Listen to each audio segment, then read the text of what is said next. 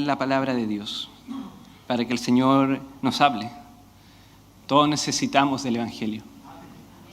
No solo los de afuera, aquí la iglesia se nutre y crece a través del Evangelio. Y uno, como pastor joven, necesita el Evangelio siempre. Así que vamos a orar para buscar la presencia de nuestro Dios. Muchas gracias, Padre. Muchas gracias, Señor. Gracias por tu iglesia que compraste a precio de sangre. Gracias, Señor. Muchas gracias por esa cruz, Padre, que nos reconcilió contigo, nos dio una nueva vida, nos dio una familia, nos dio una esperanza, y podemos decir que nada nos puede separar de tu amor en Cristo Jesús. Muchas gracias, Señor. Pero, Padre, también nos has dado una misión, una comisión de ir y hacer discípulos. Ayúdanos, Padre, porque la mies es mucha, pero los obreros son pocos. Te pedimos que sigas enviando más obreros a la mies, Padre. Que tu palabra corra, Señor. Y que tu Espíritu Santo esté obrando.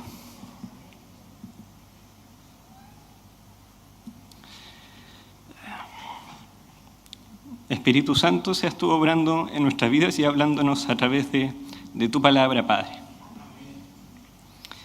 Y, Señor, que ayúdanos a ver que las buenas noticias son buenas noticias cuando llegan a tiempo. Ayúdanos a cumplir esa misión en nuestros hogares, a donde nos has puesto y a donde nos envías, Padre. Sigue enviando más obreros a la mies, Señor. Y a ti sea la gloria por tu iglesia. Porque por ti y para ti son todas las cosas. Te agradecemos en el nombre de Jesús. Amén.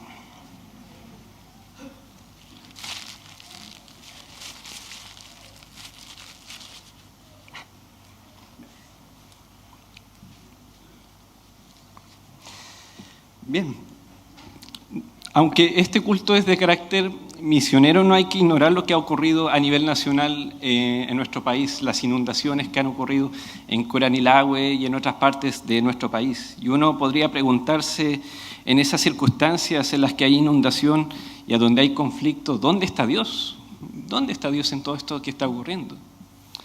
O también uno podría preguntarse, siendo parte de la iglesia, de lo que es la familia de la fe, ¿cuál es la responsabilidad de la iglesia ante estas circunstancias? Y me gustaría, tal vez, antes de introducir a lo que es la palabra, dar unos puntos sobre ello. Primero, considerar que estamos bajo una creación caída. Como dice la palabra de Dios en Génesis capítulo 3, versículo 17, que debido por nuestro pecado, por nuestra rebelión, la tierra fue sujetada a maldición.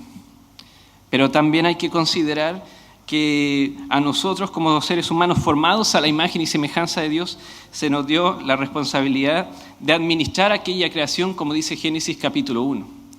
Entonces, es llamativo que algunos puedan decir dónde está Dios, y a nosotros se nos dio esa responsabilidad, y al no administrarla hay estos conflictos o estas alteraciones en el clima. Nosotros se nos dio este mandato cultural de administrar la creación. Y nosotros tal vez fallamos en ello. También tenemos que considerar, a la luz de las inundaciones que han habido, debemos confiar en las promesas que Dios nos ha hecho. El Señor prometió en Génesis capítulo 9, versículos 9 al 11, que no iba a inundar más la tierra, que no iba a haber esta inundación como ocurrió en el caso de Noé. Así que confiamos. Y ha sido fiel el Señor a no generar esta inundación, porque por lo que vemos aquí estamos todos presentes. Y no ha habido ningún problema, en este caso, tengo entendido, con alguna de las casas. Y si ha habido algún problema, no teman acercarse a la iglesia, que es Casa de Dios, columna y baluarte de la verdad, para poder apoyarlos. También tenemos que, en esta circunstancia, orar los unos por los otros, como dice la palabra de Dios en Romanos capítulo 12, gozoso de la esperanza, sufrido la tribulación, constantes en la oración. Confiamos en un Dios tan cercano que habitó entre nosotros y que nos enseñó a orar. Y un Dios tan cercano y todopoderoso que hizo todas las cosas. también tenemos que entender que aún en medio de la aflicción hay esperanza. Hay esperanza. Como dice la palabra de Dios en Romanos capítulo 8, versículos 18 al 23, pues tengo por cierto que las aflicciones del tiempo presente no son comparables con la gloria venidera que en vosotros ha de manifestarse. Porque el anhelo ardiente de la creación es el aguardar la manifestación de los hijos de Dios, porque la creación fue sujetada a vanidad, y eso fue debido a nuestro pecado. No por su propia voluntad, sino por causa del que la sujetó en esperanza, porque también la creación misma será libertada de la esclavitud de la corrupción a la libertad gloriosa de los hijos de Dios, porque sabemos que toda la creación gime a una, y a una está con dolores de parto hasta ahora, y no solo ella, sino que también nosotros mismos tenemos las primicias del Espíritu. Nosotros también gemimos dentro de nosotros mismos, esperando la adopción y la redención de nuestro cuerpo. Tenemos la esperanza de que aunque la creación está caída y está sujetada a vanidad, va a ser redimida y levantada cuando los hijos de Dios sean manifestados. Tenemos esta esperanza. Pero también tenemos, ante estas circunstancias que pueden haber catástrofes o conflictos, la responsabilidad de apoyarnos los unos a los otros como iglesia. Como dice en 1 Juan capítulo 3, versículos 16 al 18, en esto hemos conocido el amor, en que Él puso su vida por nosotros, también nosotros debemos poner nuestra vida por los hermanos. Pero el que tiene bienes de este mundo y ve a su hermano tener necesidad y cierra contra él su corazón, ¿cómo mora el amor de Dios en él? Hijitos míos, no amemos de palabra ni de lengua, sino de hecho y de verdad. Así que si conoce a alguien que está en algún conflicto debido a las inundaciones, tenemos esa responsabilidad nosotros de mostrar el amor de Dios como Dios nos mostró su amor en Cristo Jesús. No solo de palabras, sino también de acción. Y ese es nuestro deber como iglesia, como parte de la iglesia. Pero también estas circunstancias, como iglesia, podemos responder, si es que se nos pide, dar respuesta de nuestra fe. Esta es una instancia que puede generar un puente para comunicarnos con otros, no murallas. Como dice 2 de Pedro, capítulo 3, versículo 15, sino santificad a Dios, al Señor, en vuestro corazón y estad siempre preparados para presentar defensa con mansedumbre y reverencia ante todo aquel que demande razón de la esperanza que hay de vosotros. Porque no va a faltar alguien que pregunte dónde está Dios con lo que está ocurriendo. Y ahí está nuestra oportunidad, mis hermanos, de hacer la comisión. Ahí está ese puente. Estar siempre preparados para presentar con mansedumbre y reverencia a aquel que os demande de la razón. Sí, la gran comisión hay que ir y hacer discípulos, pero tampoco podemos forzarlos. Es el Señor el que da la salvación. La salvación es del Señor. Pero a nosotros se nos da, en este caso, la responsabilidad de ir y hacer discípulos y dar razón de nuestra fe. Vivimos una fe racional en Cristo Jesús, no una irracional. Y tenemos la misión de compartir con otros en medio de esta aflicción de nuestro Señor y Salvador Jesucristo, como dice Mateo capítulo 28, versículos 18 al 20, que seguramente ustedes conocen. Jesús se les acercó diciendo: toda potestad me es dada en el cielo y en la tierra. Por tanto, id y haced discípulos a todas las naciones, bautizándolas en el nombre del Padre, del Hijo y del Espíritu Santo, enseñando que guarden todas las cosas que os he mandado, y estaré con vosotros todos los días hasta el fin del mundo. Tener conciencia de que Dios es soberano. Con eso comenzó la gran comisión. Toda potestad me es dada en el cielo y en la tierra. Ese debe ser el gatillante y el motivante en la misión. Saber que Dios es soberano en tus circunstancias. A donde Dios te puso, a donde Dios te comisionó para ser discípulo, ve, id. A ser discípulos a todas las naciones, entendiendo que esa palabra naciones son las palabras, es la palabra etnos, es decir, todas las etnias existentes, id y hacer discípulos a todas las naciones. Id, haced discípulos. No es meramente la evangelización, porque sería cruel evangelizar a alguien que nazca de nuevo y dejarlo a su suerte. Es como hacer que un niño nazca y dejarlo en el hospital. Es hacer discípulos, y eso conlleva un proceso, enseñándoles que guarden todas las cosas. Y lo más hermoso de la gran comisión es que Él prometió estar con nosotros todos los días hasta el fin del mundo. Dios con nosotros, Dios en nosotros por medio de su Espíritu Santo, y Dios que nos capacita y nos envía a ser discípulos. Pero como hemos estado viendo las últimas veces con el pastor Patricio y con los demás hermanos, que cómo edificar a las familias, uno se puede preguntar, ¿cómo las misiones edifican a la iglesia o cómo las misiones edifican a las familias? Y me gustaría atribuirme las palabras del pastor John Piper en relación a lo que es misiones y que tal vez nos puede dar un poco de luz ante este tema. El pastor Piper dice en relación a las misiones: el trabajo no ha terminado en el mundo que Cristo nos ha mandado a hacer misiones. Y hoy el mandato sigue siendo una obligación. Y es por eso que hablamos de grupos de personas no alcanzadas. Pero las misiones son una tarea agotadora que penetra culturas, que destruye la oscuridad para introducir y plantar iglesias, verlas crecer, formar ancianos, entrenar a su propia gente, evangelizar a sus alrededores. Ese es el propósito de las misiones y aún no ha terminado. Y Jesucristo sigue siendo el único camino al cielo y la otra alternativa es el infierno. Y millones y millones y millones están bajo esa condenación y nosotros tenemos la única vía de escape en nuestra mente y en nuestro corazón, a Jesucristo. Esa es la gran comisión, esa es la misión. El poder penetrar en las culturas de estas distintas etnias, comenzando la etnia de tu casa,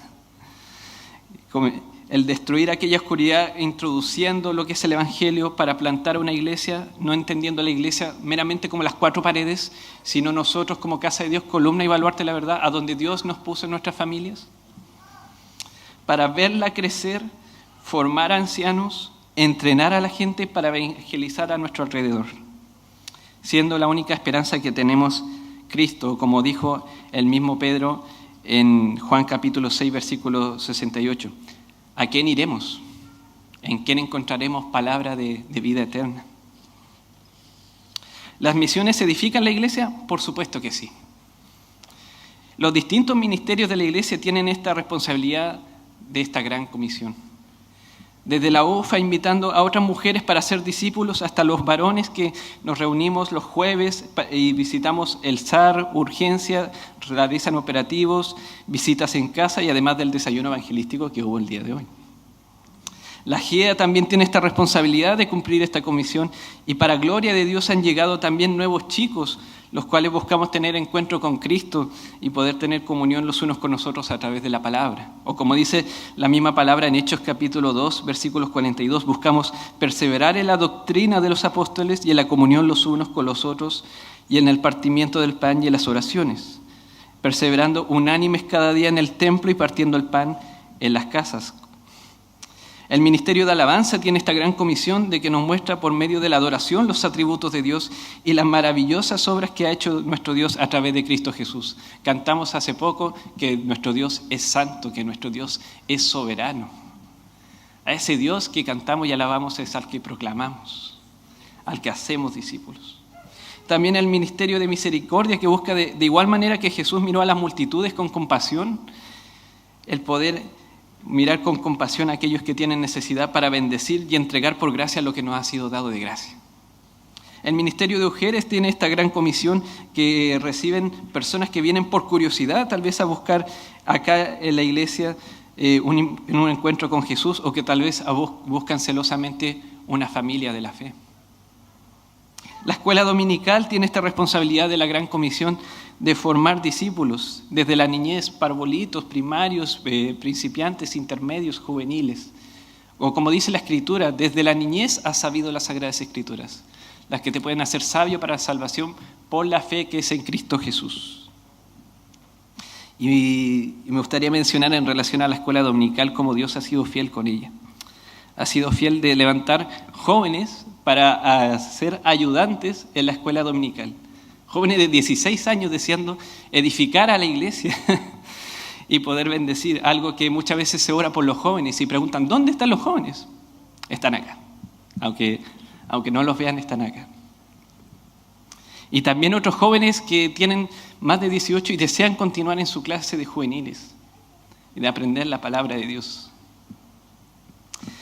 Destacar también cómo la Academia Bíblica también tiene esta responsabilidad de la Gran Comisión y que por gracia de Dios ha inscrito entre 60 y 80 personas, no solo de acá de la iglesia, sino a lo largo de lo que es Chile. y también del mundo, de Guatemala, de Bahrein, de Costa Rica, y también hermanas que han contado de cómo la palabra de Dios, aún en la virtualidad, ha generado cambio en sus vidas. Y un ministerio que es muy importante para las misiones, la oración. Porque la misma palabra de Dios nos dice que por medio de la oración, en 2 Tesalonicenses capítulo 3, versículo 1, que la palabra corra.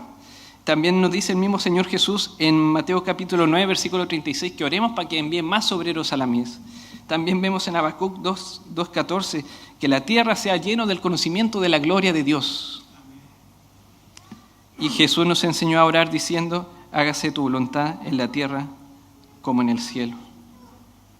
Así que sí, la Iglesia Alianza Cristiana y Misionera de Talca tiene distintas instancias para hacer la gran comisión y hacer discípulos e ir.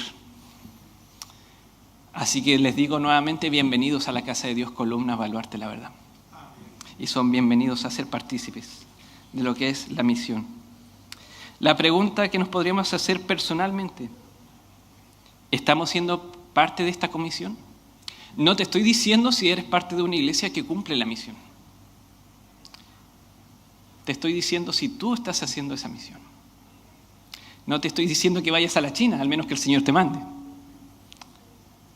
Pero en tu casa tienes a tu esposo, a tu esposa, a tu hijo, a tu hija, a tu sobrino.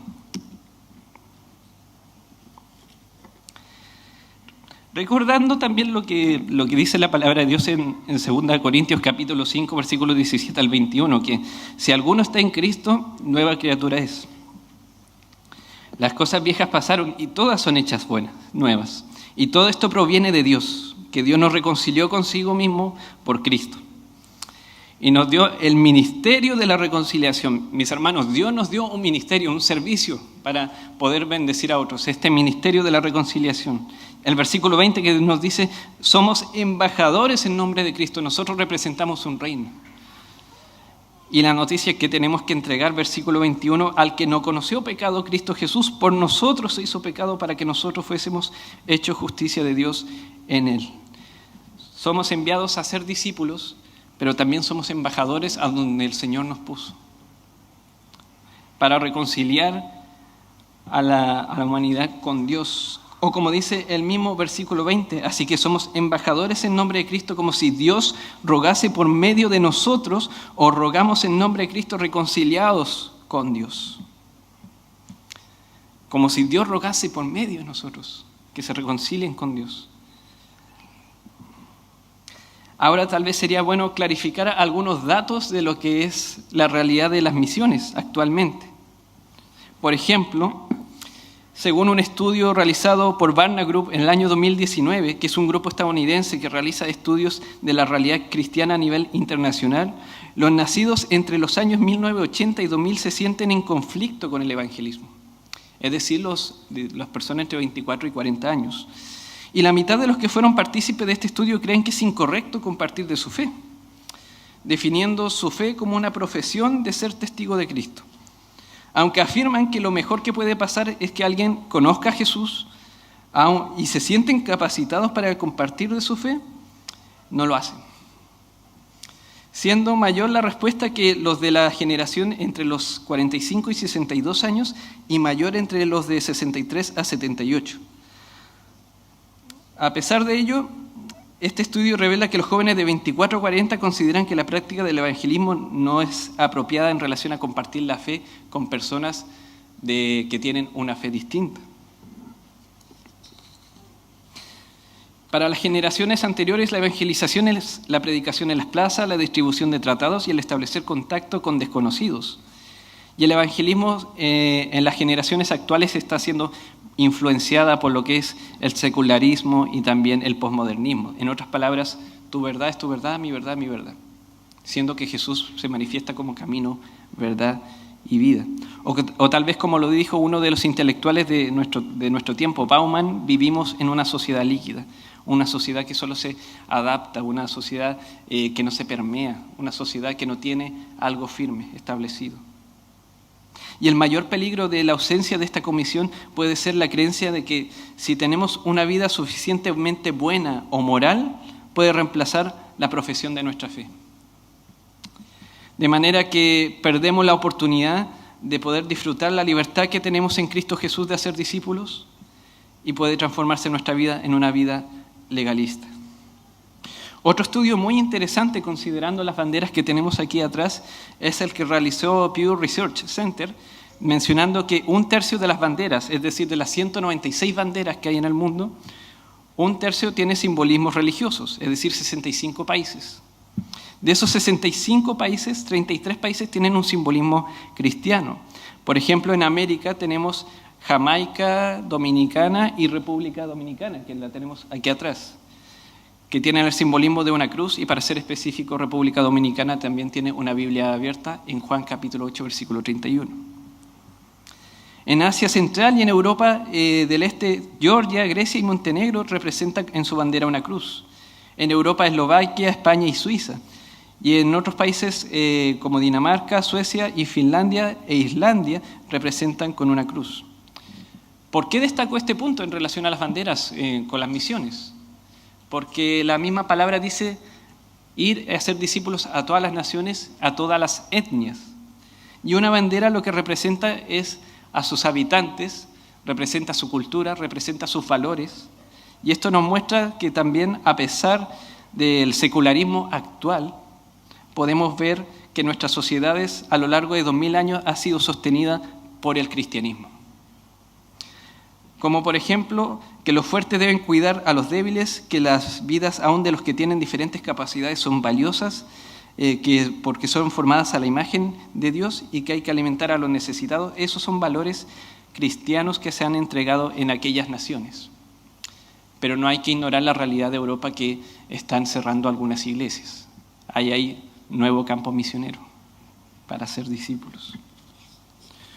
Otro estudio muy distinto es el que se realizó en el año 2022 a 25.000 jóvenes en 17 países para conocer su perspectiva de lo que es el Evangelio, identificándose el 52% de estos 25.000 como cristianos y siendo el 38% con mucha motivación de aprender de qué es Jesucristo.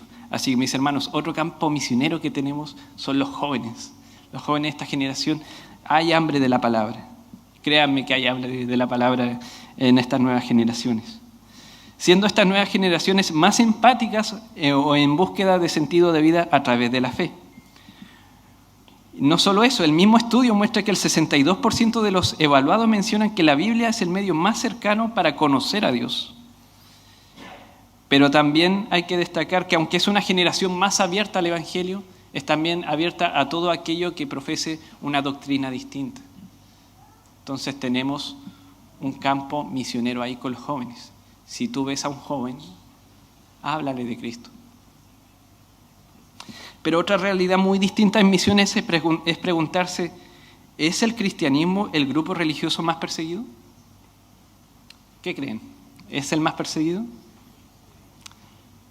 Sí. Más de 365 millones de personas cristianos sufren persecución y discriminación por su fe.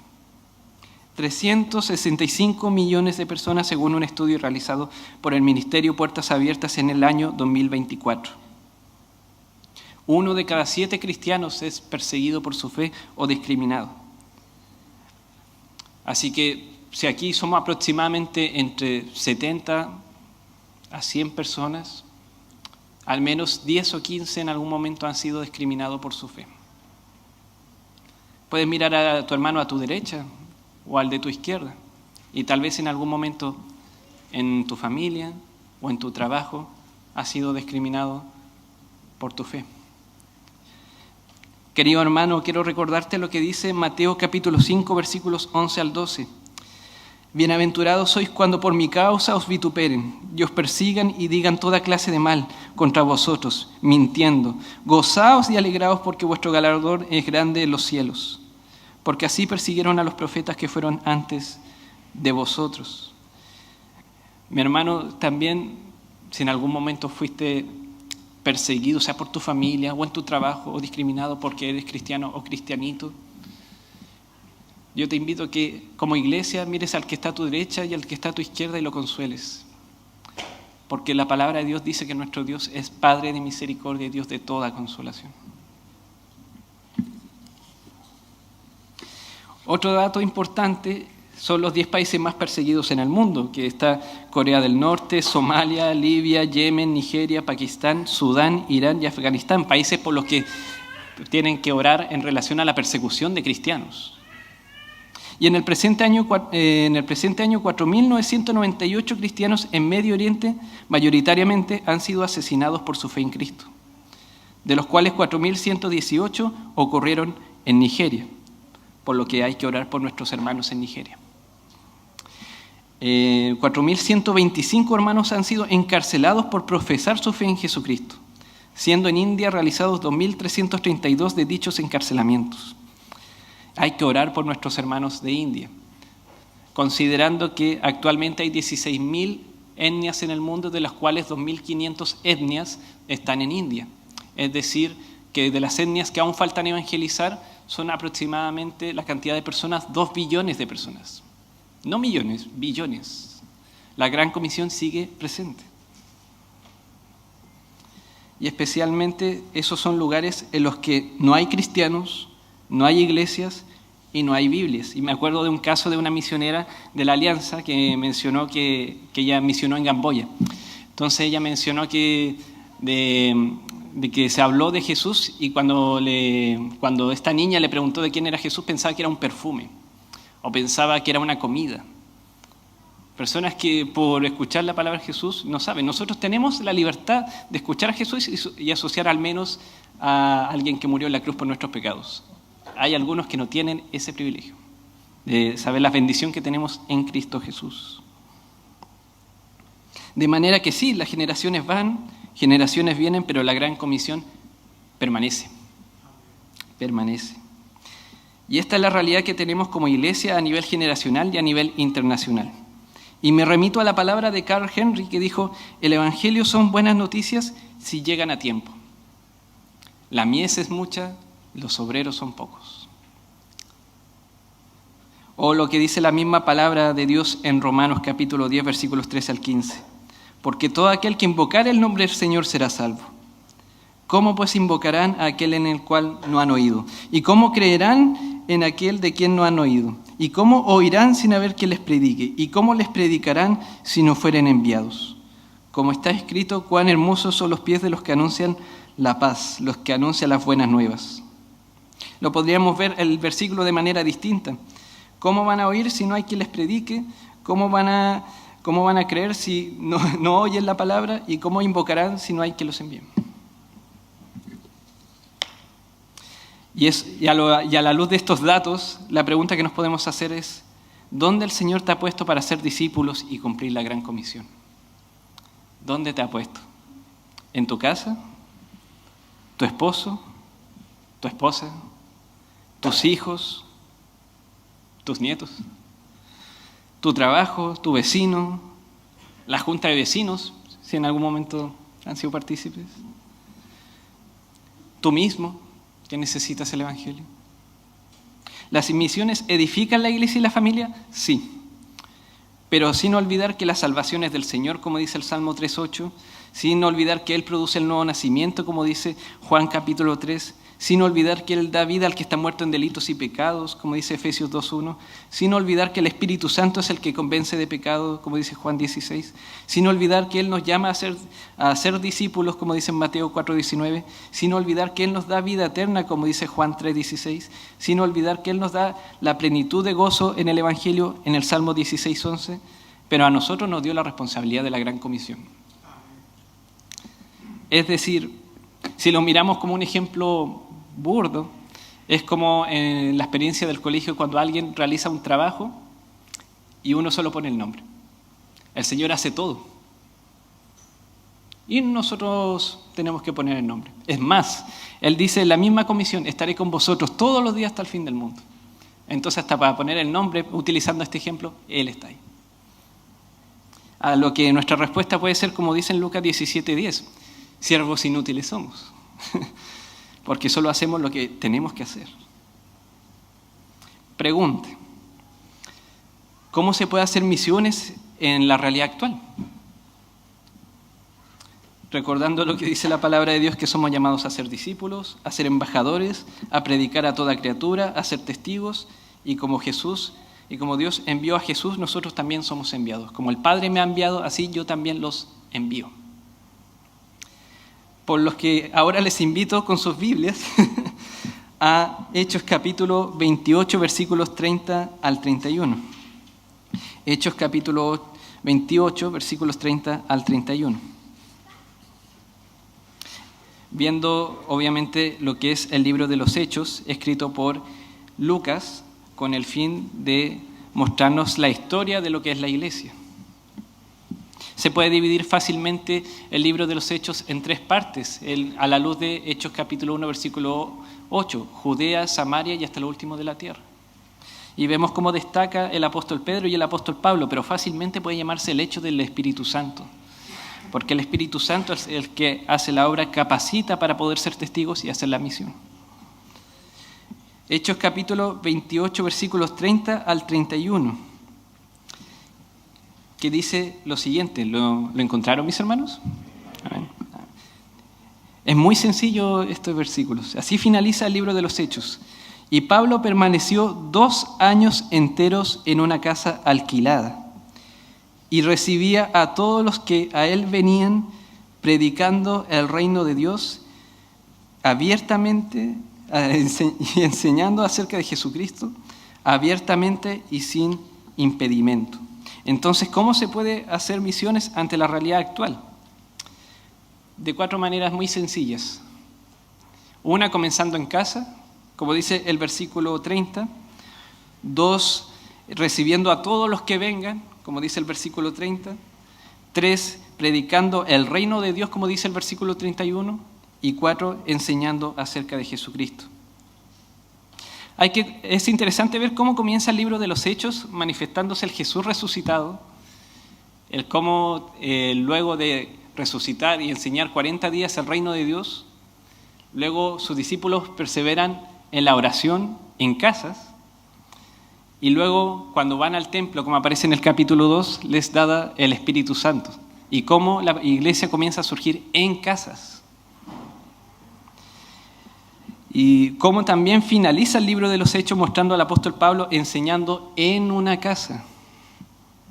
Lo que también nos puede dar una imagen de que el Evangelio comienza en casa. Sencillamente.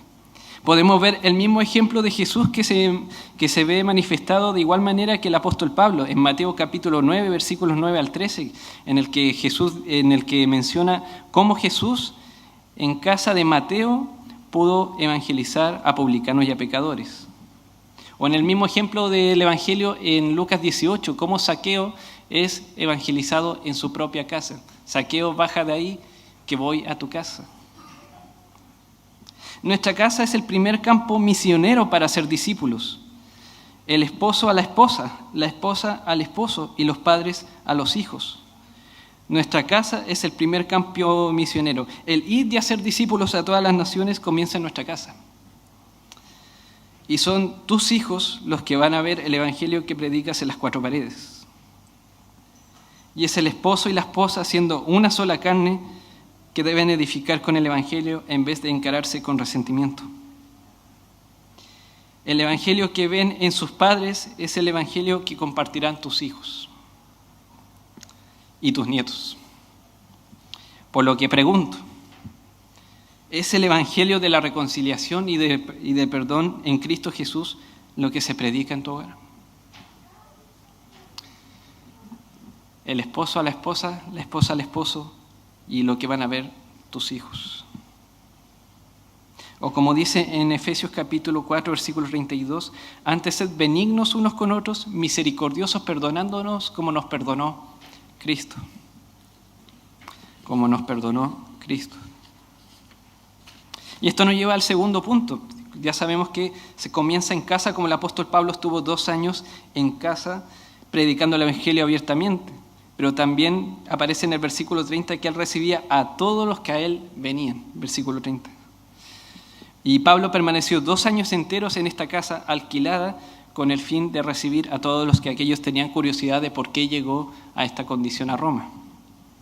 Y la palabra recibir es también la palabra apodejomai, que significa percibir, recibir, tomar o aceptar? Y una buena pregunta sería ver, a la luz del versículo, ¿a quiénes recibió Pablo según el versículo? Según el versículo, ¿a quiénes recibió? A todos. A todos. Y yo te pregunto, ¿te acuerdas cómo Cristo te recibió a ti? ¿O en qué circunstancia tú estabas cuando Cristo te recibió a ti? Como aparece en 1 Juan capítulo 4, versículos 8 al 10, que el que no ama no ha conocido a Dios porque Dios es amor y en esto se mostró el amor de Dios, en que envió a su Hijo unigénito para que vivamos por Él.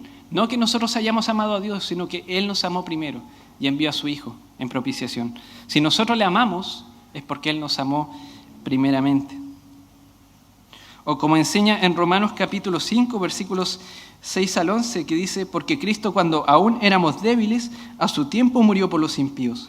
Ciertamente apenas morirá alguno por un justo, con todo pudiera ser que alguno osara morir por el bueno.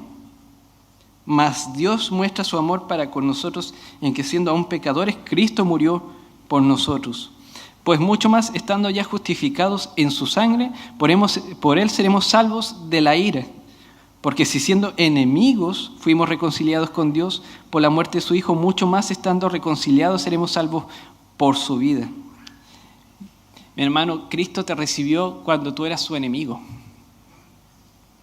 Él nos dio un muy buen ejemplo de cómo debemos recibir a otros. Y hago esta pregunta, si en nuestro tiempo viniera a la iglesia tal vez un homosexual, una prostituta, un drogadicto, una familia disfuncional, ¿la recibiríamos? Entendiendo que la iglesia es casa de Dios, columna y baluarte de la verdad. ¿Los recibiríamos?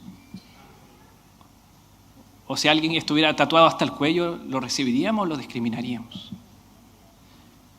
Porque nosotros teníamos tatuado algo peor que era nuestro pecado. Y nos recibió. Y el apóstol Pablo recibía a todos los que venían a esa casa en la que estaba alquilada y les hablaba de Cristo. Cristo te recibió siendo aún pecador y ahora te recibe aún mejor siendo su hijo. ¿Somos quién para rechazar al que venga acá? ¿Estamos recibiendo a los demás para que puedan conocer el amor de Dios en la persona de Jesús? En esto conocerán que somos sus discípulos, en que nos amemos los unos a los otros. No en cuanto nos juzguemos los unos a los otros. Y esto lleva a nuestro tercer punto, que el apóstol Pablo, al menos vemos a la luz de Hechos capítulo 20, versículo 31. Ya sabemos que el Evangelio comienza en casa, que el Evangelio consiste en poder recibir a otros, el poder hacer misión, pero también tenemos que predicar el reino de Dios, versículo 31. Y predicando el reino de Dios y enseñando acerca de nuestro Señor Jesucristo abiertamente y sin impedimento. Pero una pregunta que nos podríamos hacer, ¿cómo enseñamos el reino de Dios si no sabemos qué es el reino de Dios? El reino de Dios, o la palabra que se utiliza para reino, es la palabra basileia, que más que reino es un imperio. O su equivalente hebreo es la palabra malkot, que puede ser traducida como reinado o gobierno de Dios, o incluso poder en la vida de uno. Por lo tanto, hoy podríamos hablar del reino de Dios más como la realeza de Dios en nuestras vidas. O como Jesús mismo enseñó, venga tu reino, hágase tu voluntad en la tierra como en el cielo. Pero atribuyo más las palabras del teólogo R.C. Sproul, que dice, en el corazón de este lema, el reino de Dios, está la idea del reino mesiánico de Dios, un reino que será gobernado por el Mesías escogido de Dios, Cristo Jesús, que no será solo el redentor de su pueblo, sino también su rey. El reino de Dios es Cristo siendo rey de tu vida.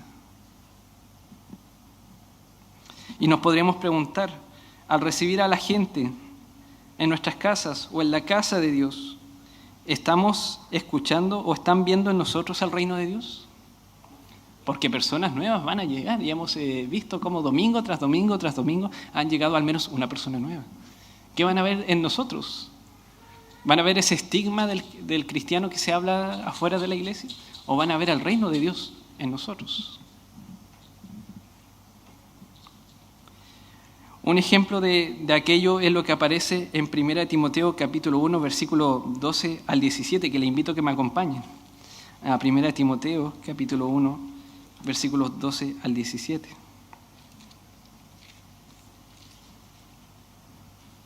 ¿Cómo se manifiesta el reino de Dios? El apóstol Pablo nos da un claro ejemplo a través de su vida. 1 Timoteo capítulo 1, versículos 12 al 17, que dice: doy gracias al que me fortaleció, a Cristo Jesús nuestro Señor, porque me tuvo por fiel poniéndome en el ministerio, habiendo yo sido antes blasfemo, perseguidor e injuriador, mas fui recibido a mí, porque lo hice. Pero siempre hay que destacar los peros de Dios, porque cuando hay un pero de Dios hay una diferencia de lo que Dios está haciendo. Pero la gracia de nuestro Señor fue más abundante con la fe y el amor que es en Cristo Jesús. Palabra fiel y digna de ser recibida por todos, que Cristo Jesús vino al mundo para salvar a los pecadores, de los cuales yo soy el primero. Pero por esto fui recibido a misericordia, para que Jesucristo mostrase en mí el primero toda su clemencia, para ejemplo de los que habrían de creer para vida eterna. Por tanto, al Rey de los siglos, inmortal, invisible, al único sabio Dios, sea honor y gloria por los siglos de los siglos. Amén. Ahí se ve el Evangelio, ahí se ve, en este caso, el reino de Dios manifestado. Cristo siendo el Rey de la vida del apóstol Pablo, que nos muestra que antes de que Él fue puesto en el ministerio, y a pesar de que era blasfemo, perseguidor e injuriador, la gracia de Dios se manifestó en su vida para ejemplo de los que habrían de creer. Así se ve el reinado de Dios en nuestras vidas. Cristo obrando en nosotros, la transformación que genera, el ejemplo que vemos y lo que ven los demás. Y eso nos lleva a nuestro último punto, que es el enseñar acerca de Jesucristo, como dice el versículo 31 del capítulo 28, que enseñaba acerca de Jesucristo sin impedimento en su casa. Y si yo le hiciera la pregunta de ¿quién es Jesús?, ¿qué responderían? Si al terminar el culto nos saludamos, nos despedimos y luego sales afuera y alguien va pasando por afuera y te pregunta a ti, ¿quién es Jesús? ¿O por qué te congregas acá? ¿Qué responderías? ¿Quién es Jesús para usted? ¿Qué responderíamos? Porque tal vez esa sería la oportunidad para que Él conozca a tu Salvador, a tu Señor, a aquel que reina en ti. ¿Qué responderías? Porque la misión no se termina cuando uno baja del púlpito, ahí es cuando comienza. Ahí comienza la misión. ¿Qué le dirías acerca de Jesús? ¿Qué enseñó el apóstol Pablo acerca de Jesús? Por ejemplo, en Hechos capítulo 13, versículos 38 al 39, él decía acerca de Jesús, decía lo siguiente: sabed pues esto, varones hermanos, que por medio de él se nos anuncia perdón de pecados, y que todo aquello que por la ley de Moisés no pudisteis ser justificados, en él es justificado todo aquel que cree. En Cristo Jesús soy perdonado. Esa persona tal vez afuera necesita ser perdonada. ¿Qué dirías acerca de Jesús?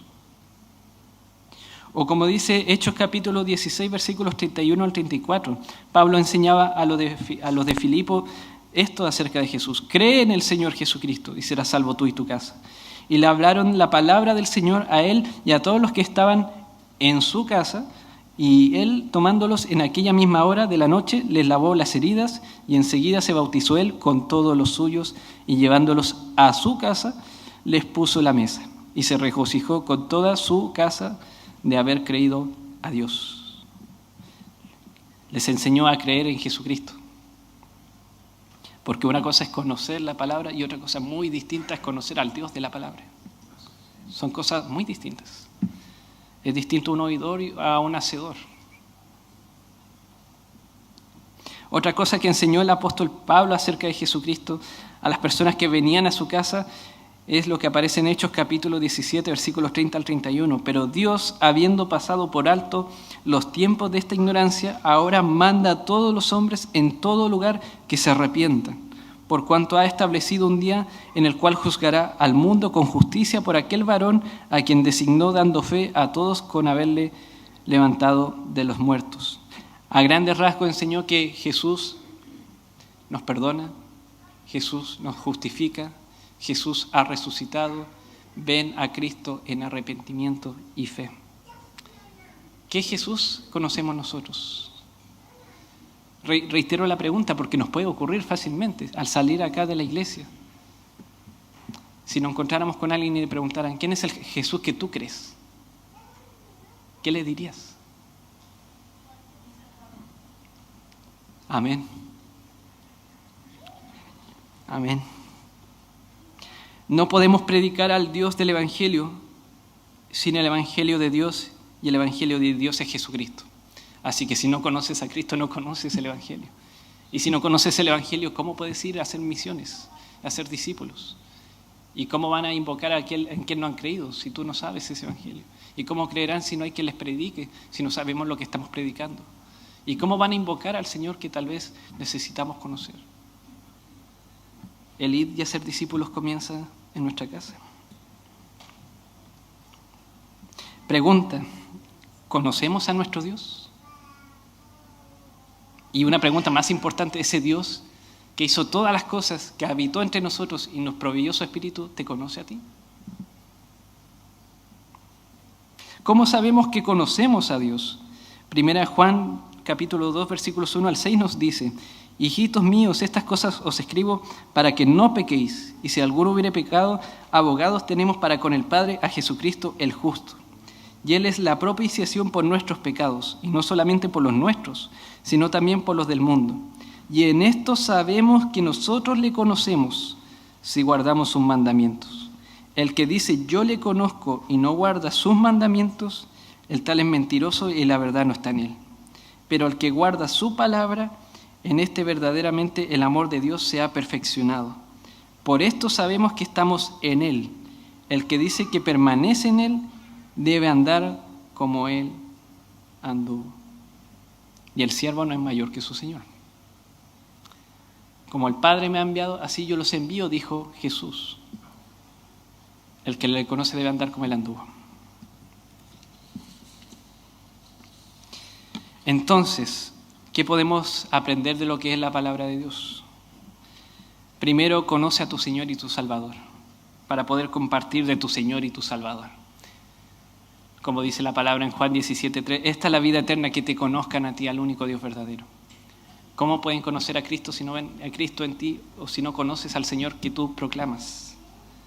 Identifica a quienes puedes recibir de la iglesia, fuera de la iglesia, en tu barrio, en tu colegio, en tu liceo, en tu universidad o en tu trabajo. Recordando lo que dice la palabra de Dios, que somos linaje escogido, real sacerdocio, nación santa, pueblo adquirido, para anunciar las virtudes de aquel que nos llamó. Ten compasión de aquellos que están sin Cristo, como Cristo tuvo compasión de ti. Recíbelos como Cristo te recibió a ti y te sigue recibiendo día tras día, tras día, tras día. Compárteles y muéstrale el reino de Dios manifestado en tu vida en la persona de Jesús. Y enséñales de tu Rey, de tu Salvador, de tu Señor, Cristo Jesús. Que si confesares con tu boca que Jesús es el Señor y creyeres en tu corazón que Dios le levantó de los muertos, serás salvo.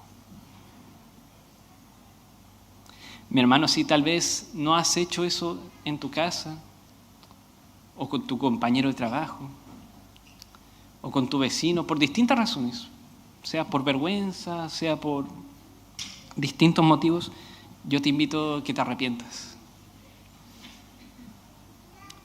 Que te arrepientas. Con esto no es el fin de generar culpa, sino animarte a que la comisión sigue vigente. La oportunidad sigue presente. El Señor es lento para ir en grande misericordia. Recordando nuevamente lo que dijo Carl Henry, el Evangelio solo son buenas nuevas si llegan a tiempo. Esposa, predícale el Evangelio a tu esposo, lo necesita. Esposo, predica el Evangelio a tu esposa, porque lo necesita. Padres, oren por sus hijos y predíquenle el Evangelio. Que como familia podamos decir igual que dijo el salmista en el Salmo 34:3, engrandeced a Jehová conmigo, exaltemos aún a su nombre. Que eso se vea en el Evangelio en la familia. Abuelos, predíquele el Evangelio a sus nietos, sea a través de palabras, a través de láminas, a través de mímica, a través de videos, a través de canciones. Y con eso me acuerdo de mi sobrino que inteligentemente mi mamá le mostró una canción de la Ivy, de Hay libertad. Rompió mis cadenas, me dio vida nueva, al fondo del mar echó mi maldad. Y bueno, mi sobrino tiene autismo, entonces no es que comunique mucho y también tiene otras dificultades. Pero él a su corta edad a veces busca en el celular y repite la canción y la repite y escucha el Evangelio una y otra vez. Hay distintas maneras de predicar el Evangelio en casa.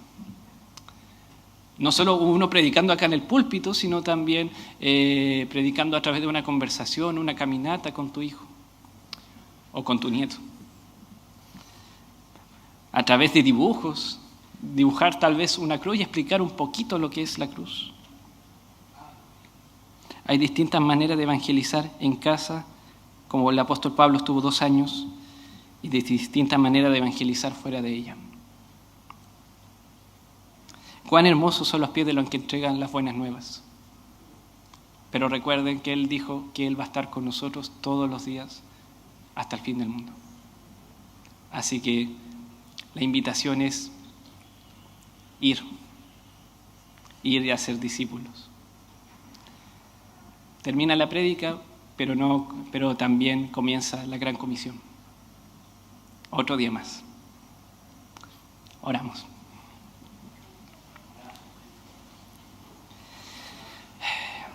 Bendito seas Dios, Rey del universo, por la oportunidad que tenemos de ser iglesia, casa de Dios, columna y baluarte de la verdad.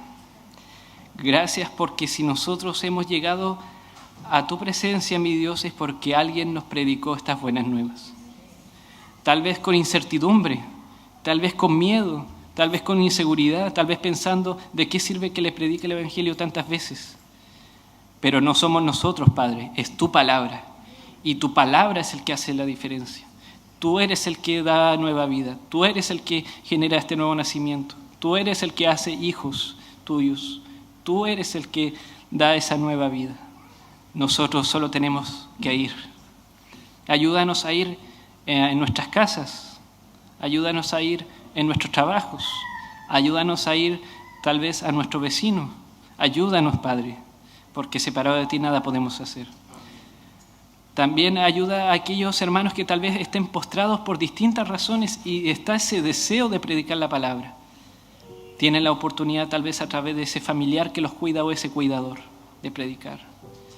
Padre, ayuda también a todos los que están conectados viendo esta predicación a que vayan y hagan discípulos.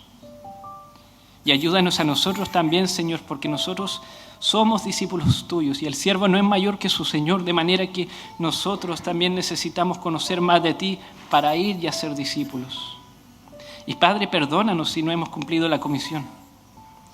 Perdónanos porque te hemos fallado, pero también te agradecemos porque tus misericordias son renovadas cada mañana y tenemos otra oportunidad para hablar de ti, Señor. De hablar de cómo el reino de Dios habita en nosotros. De hablar de cómo tú eres nuestro Salvador, nuestro Señor, nuestro Rey, pero también nuestro Padre. Y a ti sea la gloria por ello. Padre, muchas gracias, Señor. Y ayúdanos a hacer esos pies que anuncian las buenas nuevas. Ayúdanos, Padre. Te lo pedimos y te agradecemos en el nombre de Jesús.